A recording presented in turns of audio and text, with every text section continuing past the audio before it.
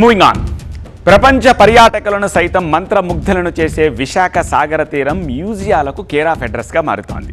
తీరంలో ఇప్పటికే submarine, TU-142 యుద్ధ విమానము, తర్వాత సీ హారియర్ మ్యూజియంలు నిత్యం సందర్శకులతోటి కిటకిటలాడుతూ ఉంటాయి. అయితే ఇప్పుడు వాటి చెంతన ఇంకొక అదనపు ఆకర్షణ జత కాబోతోంది. అదే UH-3H హెలికాప్టర్. అంటే ఇప్పుడు బీచ్లో 2 యుద్ధ విమానాలు, ఒక జలాంతర్గామి, ఒక హెలికాప్టర్ కనువిందు చేయబోతున్నాయన్నమాట. ఒకే టికెట్పై వీటిని చూసేందుకు ప్రణాళికలు రూపొందిస్తున్నారు. ఇవి వినోదంతో పాటు విజ్ఞానాన్ని కూడా అందించబోతున్నాయి. ఈ చాపర్ హెలికాప్టర్ విడి భాగాలను ఇప్పటికే అక్కడికి తీసుకొచ్చారు. ఒక్కొక్కటిగా వాటిని అసెంబుల్ చేస్తున్నారు. ఇది సీ హారియర్ మ్యూజియానికి, TU-142 మ్యూజియానికి మధ్యలో ఈ UH-3H మ్యూజియాన్ని ఏర్పాటు చేస్తున్నారు. ముందు హెలికాప్టర్ భాగాలన్నీ కలిపి ఒక రూపం తీసుకొచ్చాక తర్వాత చుట్టూ సివిల్ పనులను చేపట్టబోతున్నారు. ఈ హెలికాప్టర్ మ్యూజియం ఇంకో 2-3 రోజుల్లో. కిసాన్ క్రెడిట్ కార్డ్ మీ వ్యవసాయానికి మరియు వ్యవసాయ అవసరాల కోసం 3 లక్షల వరకు లోన్ పొందవచ్చు. దీని గురించి తెలుసుకోవడానికి ఇప్పుడే ఫ్రీడమ్ యాప్ని డౌన్లోడ్ చేసుకోండి. ఒక రూపు సంతరించుకోబోతుందని చెప్పేసి నేవీ సిబ్బంది చెప్తున్నారు. ఇది అందుబాటులోకి వస్తే విశాఖ పర్యాటక రంగానికి ఇంకొంత ఊపు రానుందని చెప్పేసి స్పష్టంగా చెప్పచ్చు.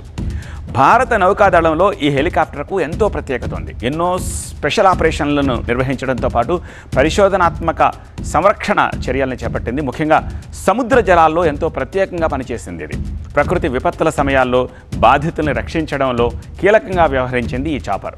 సో ప్రజలకు అవసరమైన నిత్యావసరాలు, సరకు రవాణా, ఇంకా ఇట్లాంటి పనులు చాలా చేసింది. 17 ఏళ్ల పాటు సేవలందించి జూన్లో ఆ సేవల నుంచి విరమించుకొని రిటైర్డ్ అయింది. సో పైన ఎగిరే ఆ రెక్కల విస్తీర్ణమే ఒక 60 అడుగులు ఉంటుంది. సో లోపల పైలట్ క్యాబిన్, మధ్యలో క్రూ క్యాబిన్, ఇవన్నీ కూడా ఎంతో ప్రత్యేకంగా ఉంటాయి. సో దాన్ని ఇప్పుడు తీసుకొచ్చి మన విశాఖలో ప్లేస్ చేస్తున్నారు. సో ఈ మ్యూజియం ఏర్పాటుకు ఒక 80 లక్షల రూపాయలు ఖర్చు అవుతుందని అంచనా కట్టారు. ఇప్పుడు అది 2 రెట్లు పెరిగి 2.2 కోట్లకు చేరిందట. సో సందర్శకులు హెలికాప్టర్లో ఉన్న అనుభూతి కలిగేలా దీన్ని ఏర్పాటు చేయబోతున్నారు. మధ్యలో భాగాన్ని వ్యూ పాయింట్, ఫోటోషూట్లకు వీలుగా తయారు చేస్తున్నారు.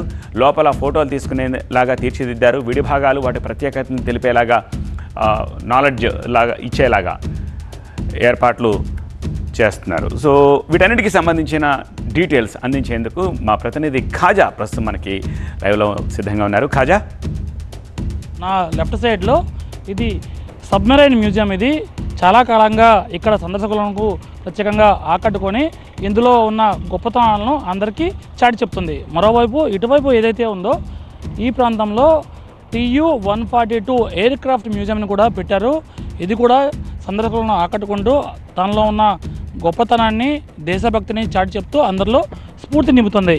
ఇప్పుడు తాజాగా మరో హెలికాప్టర్ UH-3H హెలికాప్టర్ సంబంధించిన ప్రత్యేక మ్యూజియం మరికొద్ది రోజుల్లోనే సందర్శకులకు అందుబాటులో రాబోతోంది. ఇది విశేష సేవల నుంచి దాదాపుగా 17 ఏళ్ల పాటు భారత నావికా దళానికి సేవలు అందించింది. ఆ తర్వాత డీకమిషన్ అయిన తర్వాత ఇది జీవితాంతం శాశ్వతంగా సందర్శకుల కోసం ఒక మ్యూజియంగా సిటీ ఆఫ్ డెస్టినీలో ఏర్పాటు కాబోతోంది. ఇది విశేష సేవలు అందించడమే కాకుండా ప్రత్యేకంగా దీన్ని యుఎస్లో తయారు చేశారు. 1960స్లో ఇది యుఎస్లో తయారైంది. ఆ తర్వాత దీన్ని 2007లో భారత్కు తీసుకొచ్చారు. 24 మార్చి 2009లో విశాఖపట్నం INS డేగా వద్ద దీన్ని సారస్గా నామకరణం చేసి దీని సేవలను భారత నావికాదళంలో వినియోగించుకున్నారు. ఇది విశేష సేవలు అందించింది. దాదాపుగా 17 ఏళ్ల పాటు సేవలు అందించడమే కాకుండా ఇది ఆఫ్ షోర్లో రెస్క్యూ ఆపరేషన్లో ప్రత్యేకంగా ప్రధాన పాత్ర పోషించింది.